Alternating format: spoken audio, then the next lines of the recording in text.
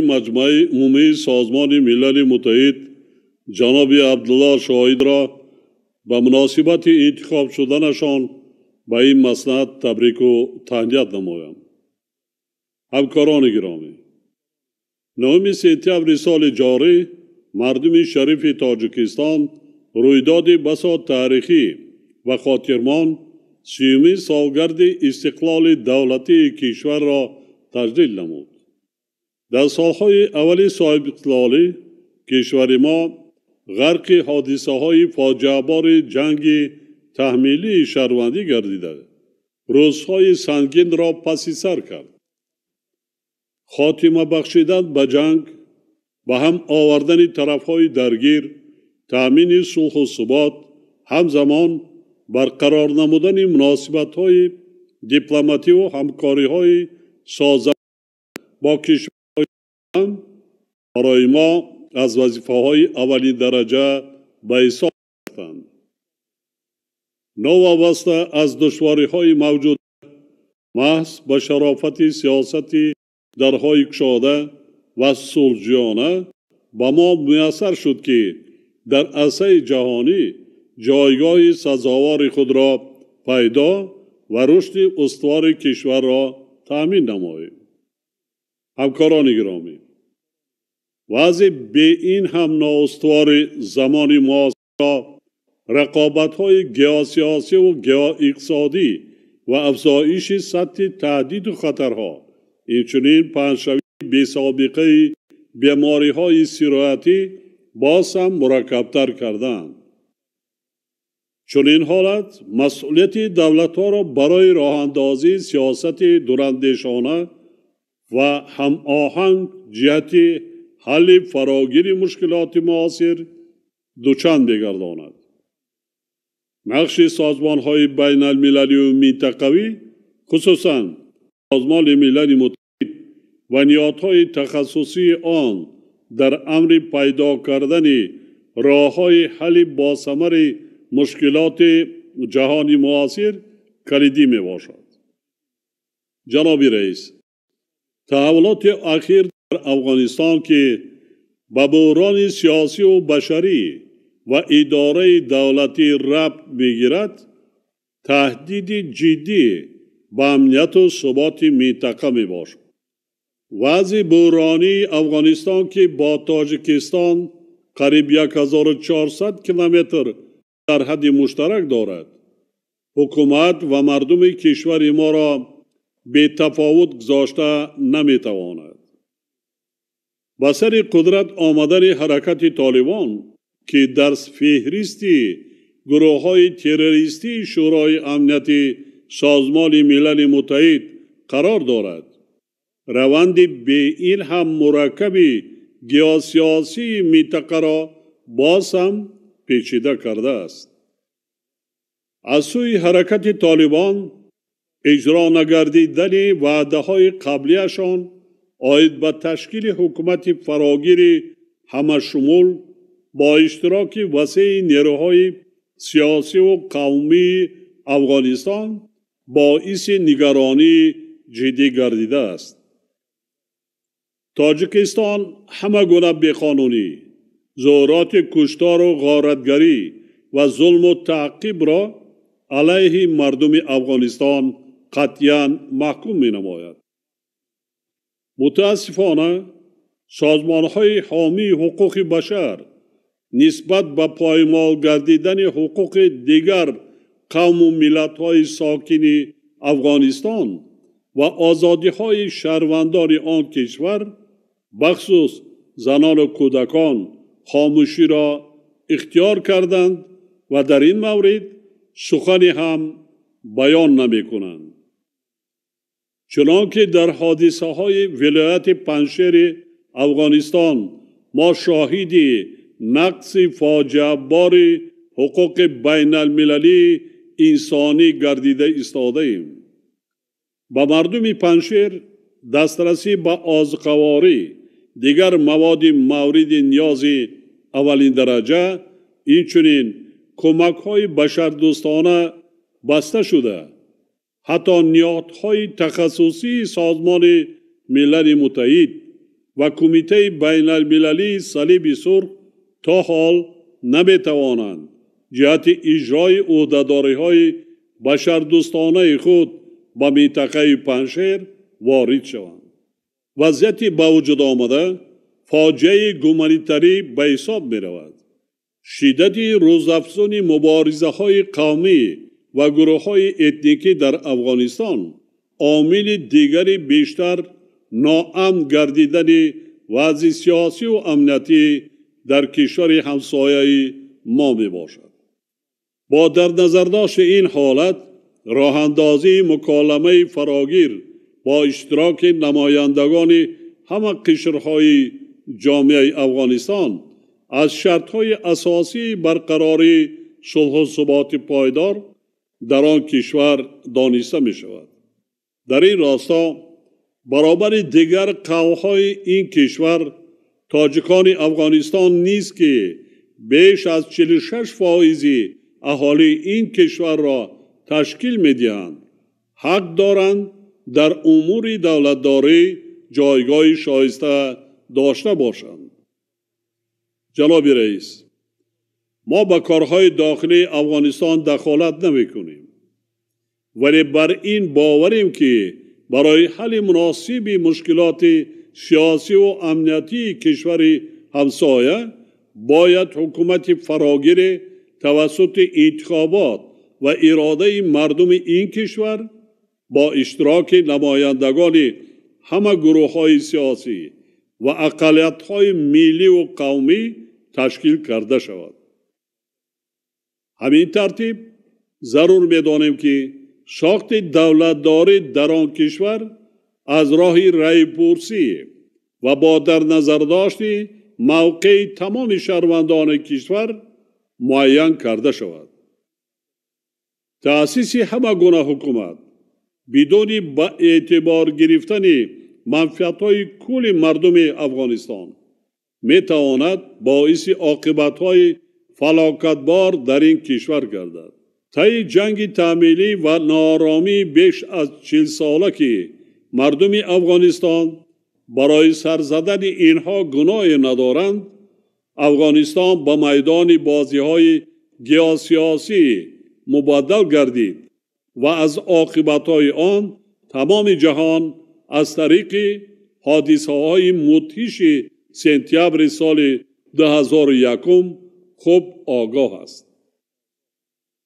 افغانستان جبردیده و ملتی به ما دوست و برادر آن نباید دیگر باره به ورطه جنگ‌های خونین تحمیلی کشیده شود.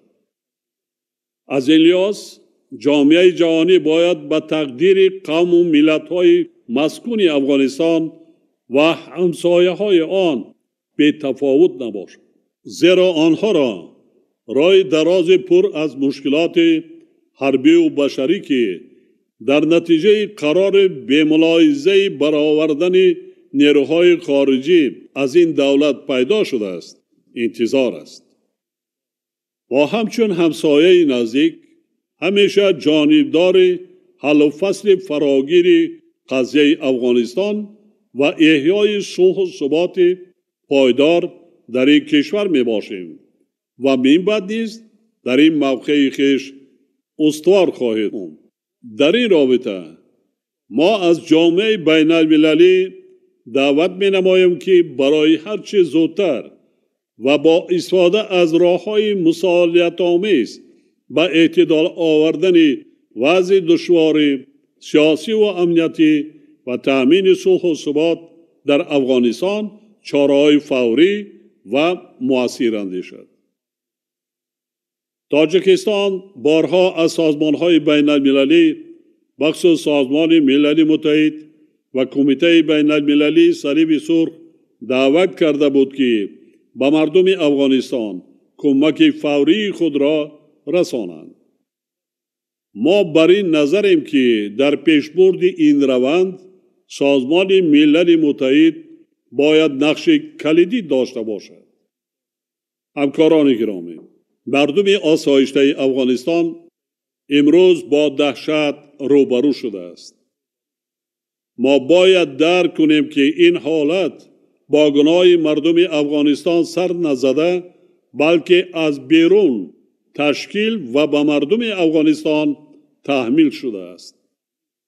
در این حالت سخن درباره قتل عام مردم آسایشته، سابق کارمندان نیروهای امنیت ملی و خدمتچیان دولتی افغانستان می رود.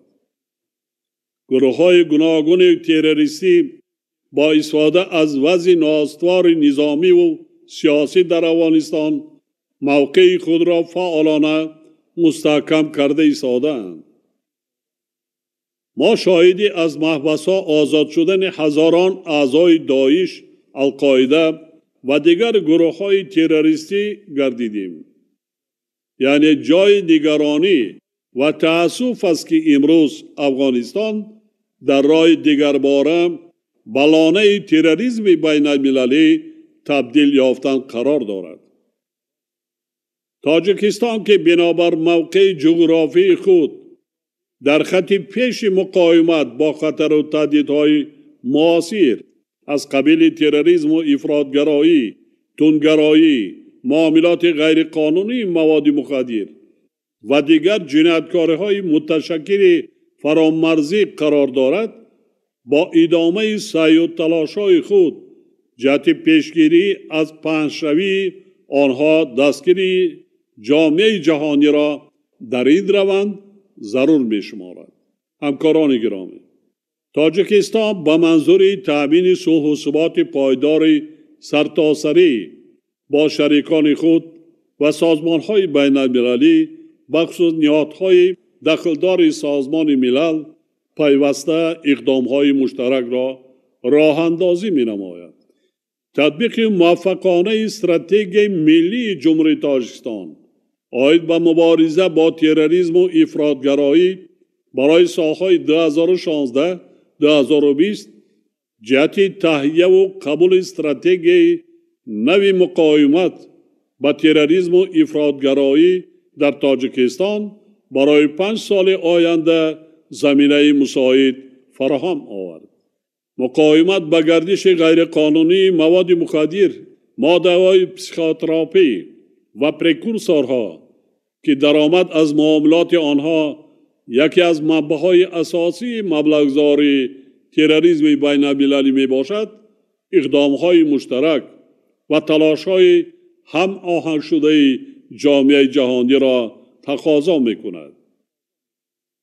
جمهوری تاجیکستان که ضمن تطبیق استراتژی ملی مبارزه با گردش غیرقانونی مواد مخدر برای دوره تا سال 2020 در این جاده تجربه کافی کسب کرده است.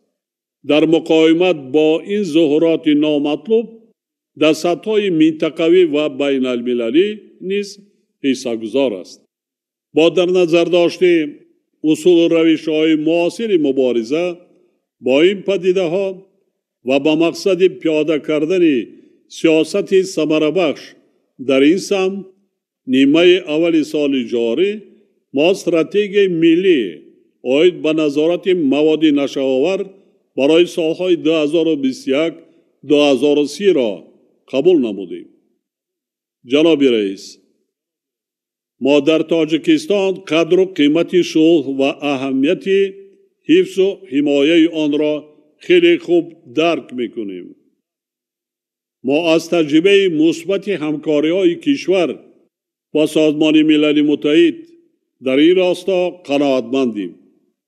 از اینجاست که تاجیکستان همیشه از فعالیت صلح آفرینی سازمان ملل متحد پشتیبانی کرده است و این بعد نیز سعی و تلاش خواهد کرد که در برقرارسازی و پایداری صلح و ثبات در منطقه‌های گرفتار نزاع سهمگزار باشد. ما عزم داریم که در آینده در همکاری با دپارتمنت عملیات‌های صلح آفرینی سازمان ملل متحد شماره افسران خود را برای حصه‌گذاری در این روند زیاد نماییم. گذشته از این، با مقصد سهمگذاری در تطبیق اهداف و وظیفه‌های شورای امنیت سازمان ملل متحد، مبادله تجربه غنی تاجیکستان در جاده مقاومت و خطر و تهدیدهای امنیتی و برقرار کردن صلح و ثبات کامل از طریق مذاکرات ما تصمیم گرفتیم که نامزدی کشور خود را برای کسب عضویت غیر دائمی در این شورا برای سالهای 2028-2029 پیشبری نماییم. ما در این راستا آماده همکاری با همه کشورهای عضو سازمان ملل بوده امیدواریم که آنها از نامزدی تاجیکستان پشتیبانی خواهند کرد.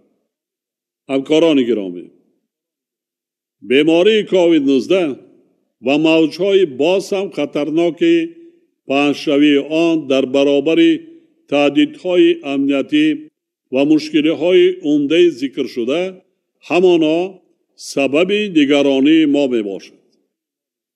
این بیماری که در ابتدا همچون بحران ساحه تندرستی شروع گردیده بود، باعث بحران جهانی اقتصادی گردیده است. جمهوری تاجیکستان با درک اهمیت همدستی کشورها در رفع عاقبت‌های ناگوار اقتصادی و اجتماعی پاندمی از نقشه عمل فراگیر دبیرکل سازمان ملل متحد جهت واکنش به پنجشوی کووید 19 استقبال می نماید.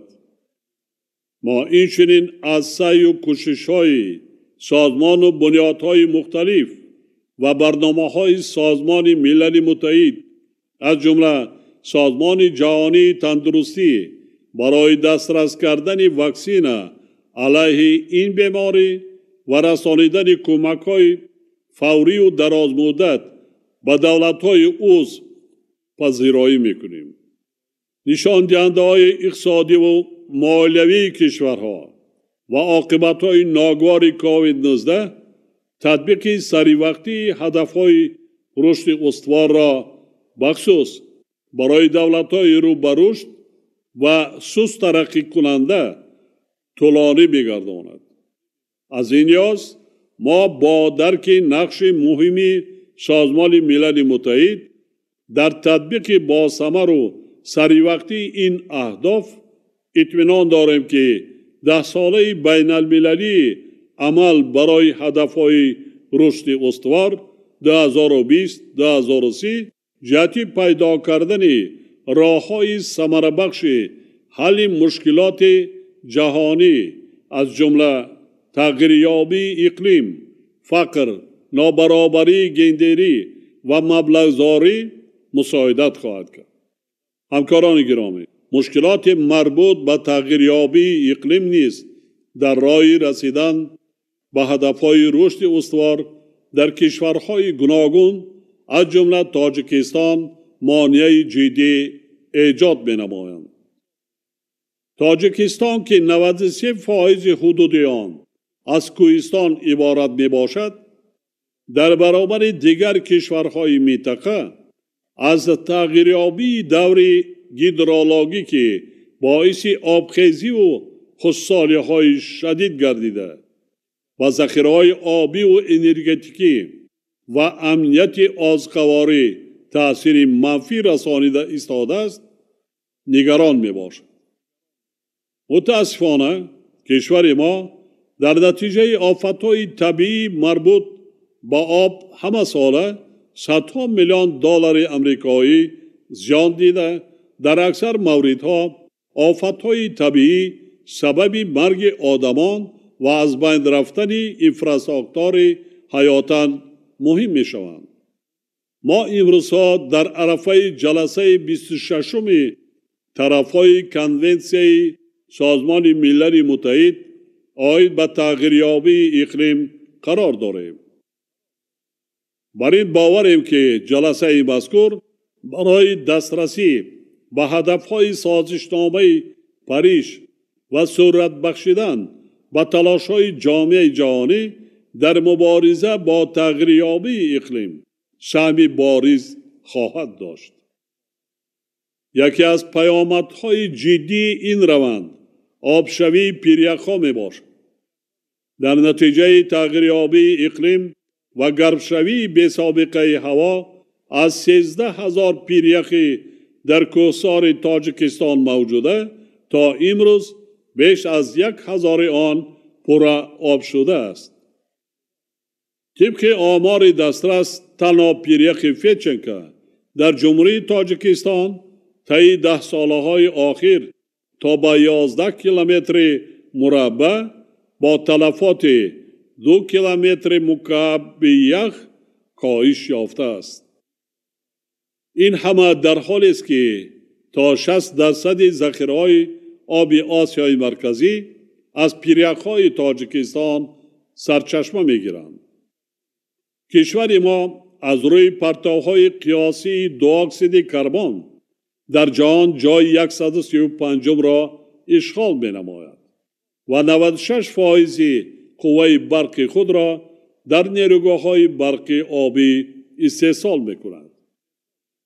من به حیث رهبر چنین یک کشور برای دریافت راه‌های حل مشکلات مربوط به تغییر آبی اقلیم بارها در همایش‌های بین‌المللی مربوطه پیشنهادهای مشخص ارائه کردم.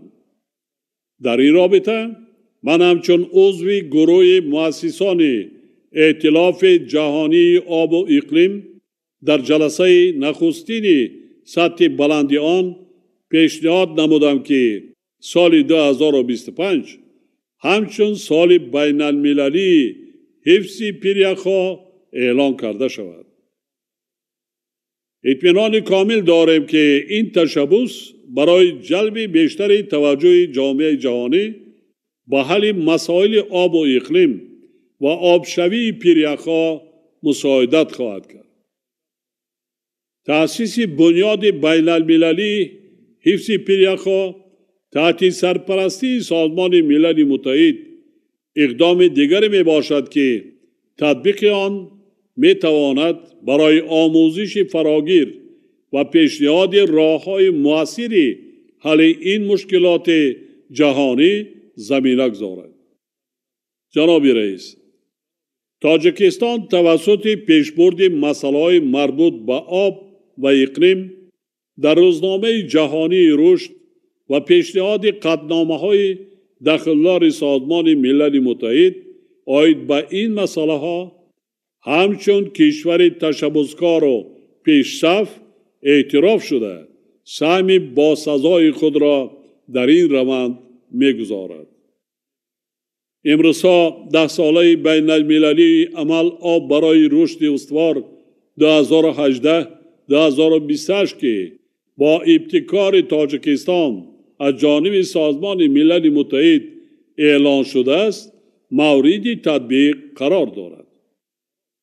جامعه جهانی با کنفرانس سازمان ملل متحد آید به بازنگری فراگیری میان مهلت این 10 ساله که سال 2023 در شهر نیویورک برپا می گردد با امید می نگرد.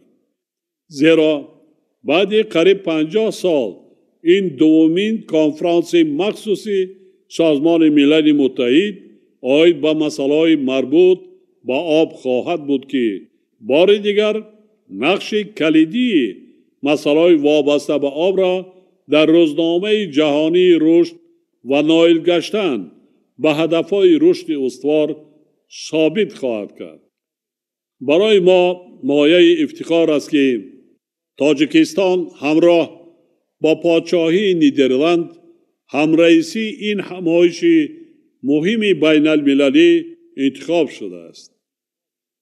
در این رابطه ما علیه کارهای آمادگی را با شریکان خود از جمله با پادشاهی نیدرلند و دپارتمنت سازمان ملل متحد آید به مسائل اقتصادی و اجتماعی آغاز نموده جهت تشکیل روند فراگیر و در سطح بلند برگزار نمودن کنفرانس مذکور چاره‌ها اندیشیده ایستاده‌ایم.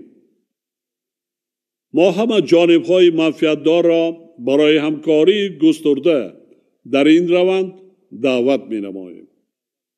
یادآور باید شد که کشور ما همزمان سال 2022 میزبان کنفرانس بینالمللی سطح بلند راجع به بازنگری 10 ساله بینالمللی عمل آب برای رشد استوار خواهد بود. باور داریم که این همایش در روند آمادگی با کنفرانس آب سال 2023 نقش مؤثر خواهد داشت.